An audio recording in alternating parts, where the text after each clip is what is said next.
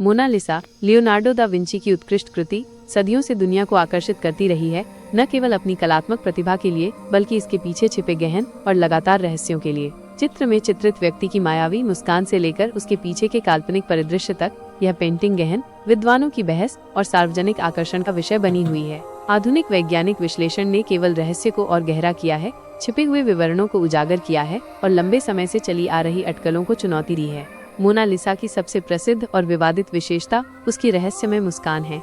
ये गर्मजोशी और उदासी के बीच झिलमिलाती हुई प्रतीत होती है, एक क्षणभंगुर गुण जिसने पीढ़ियों से दर्शकों को हैरान कर रखा है। कला इतिहासकार इस प्रभाव का श्रेय लियोनार्डो द्वारा स्फुमाटो तकनीक के अग्रणी उपयोग को देते हैं, जो रंगों और स्वरों को इतनी सहजता से मिश्रित करने की एक विधि है कि वे एक दूसरे में घुल मिल जाते हैं, जिससे कोई कठोर रूपरेखा नहीं बनती।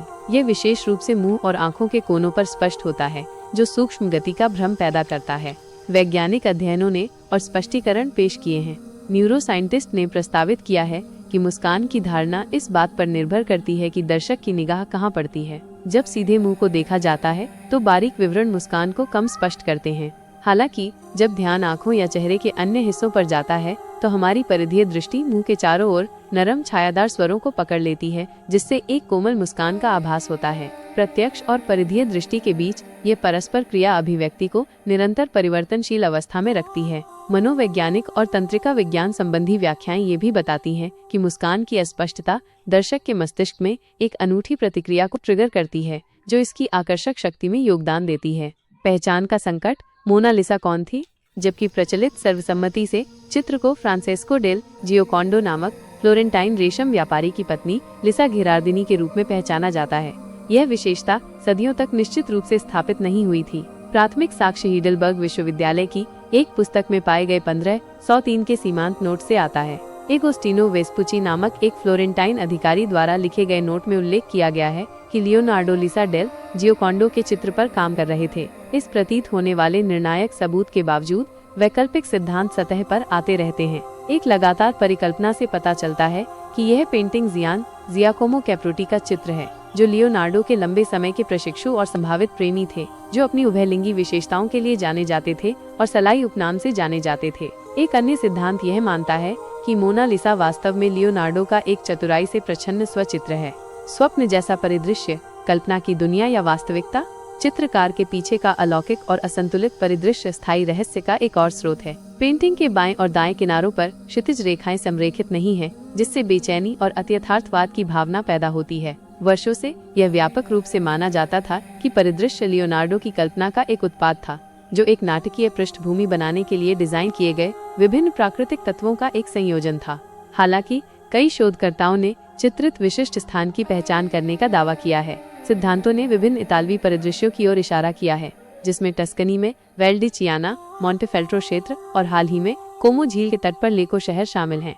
ये सिद्धांत अक्सर पेंटिंग के भीतर विशिष्ट पुलों, चट्टान संरचनाओं और जल निकायों की पहचान पर आधारित होते हैं। फिर भी कोई भी एक सिद्धांत सार्वभौमिक रूप से स्वीकार नहीं किया गया है और कई कला इतिहासकारों का मानना है कि परिदृश्य अवलोकन और कलात्मक आविष्कार का एक उत्कृष्ट मिश्रण है। महान चोरी। कैसे एक चोरी ने एक उत्कृष्ट कृति को वैश्विक ख्याति दिलाई। मोनालिसा एक प्रसिद्ध कलाकृति होने के बावजूद 1911 में लॉवर से इसकी दुस्साहसिक चोरी ने वैश्विक स्तर पर इसकी पहचान को पुख्ता किया। अपराधी विंसेंजो पेरुगिया था, जो एक इतालवी सहायक था और पहले संग्रहालय में काम करता था, ये मानते हुए कि पेंटिंग को नेपोलियन ने इटली से चुराया था। यह एक गलत धारणा थी, क्योंकि लियोनार्डो खुद पेंटिंग को फ्रांस ले आए थे। पेरुगिया रात भर एक कोठरी में छिपा रहा और अगली सुबह अपने कोट के नीचे छिपी हुई उत्कृष्ट कृति के साथ बाहर निकल गया। चोरी ने मीडिया में सनसनी मचा दी और 2 साल तक पेंटिंग का ठिकाना एक रहस्य बना रहा। लॉवर की दीवारों से इसकी अनुपस्थिति ने पेंटिंग से ज्यादा आगंतुकों को आकर्षित किया। पेरुगिया को आखिरकार 1913 में पकड़ा गया, जब उसने फ्लोरेंस में एक कला डीलर को पेंटिंग बेचने का प्रयास किया। मोनालिसा की पेरिस में विजयी वापसी का व्यापक जश्न मनाया गया और इसकी चोरी और बरामदगी की कहानी इसकी किंवदंती का एक अविभाज्य हिस्सा बन गई है। अनदेखी परतें और रासायनिक रहस्य। विज्ञान ने वार्निश को हटाया। आधुनिक तकनीक ने वैज्ञानिकों को मोनालिसा के पुराने और फटे वार्निश के नीचे झांकने की अनुमति दी है, जिससे इसके निर्माण के बारे में नए रहस्य सामने आए हैं। एक्स-रे फ्लोरोसेंस स्पेक्ट्रोस्कोपी और इंफ्रारेड विश्लेषण जैसी गैर आक्रामक तकनीकों का उपयोग करते हुए शोधकर्ताओं ने पेंट की पहले की छिपी हुई परतों के साक्ष्य खोजे हैं। इन विश्लेषणों से पता चला है कि लियोनार्डो ने रचना में कई बदलाव किए, जिसमें बैठने वाले के हाथों की स्थिति और परिदृश्य के विवरण को बदल दिया। एक विशेष रूप से दिलचस्प खोज में वैज्ञानिकों ने पेंटिंग की निचली परत में एक अद्वितीय रासायनिक हस्ताक्षर की पहचान की, जो यह सुझाव देता है कि लियोनार्डो ने अपनी सामग्रियों के साथ प्रयोग किया। एक मोटा और टिकाऊ आधार बनाने के लिए सीसा युक्त सफेद रंग द्रव्य और तेल के मिश्रण का उपयोग किया। ये वैज्ञानिक अन्वेषण लियोनार्डो की नवीन तकनीकों और उनकी सबसे प्रसिद्ध रचना के पीछे की श्रमसाध्य प्रक्रिया के बारे में नई जानकारी प्रदान करना जारी रखते हैं। निष्कर्ष में मोनालिसा सिर्फ एक पेंटिंग से कहीं ज्यादा है।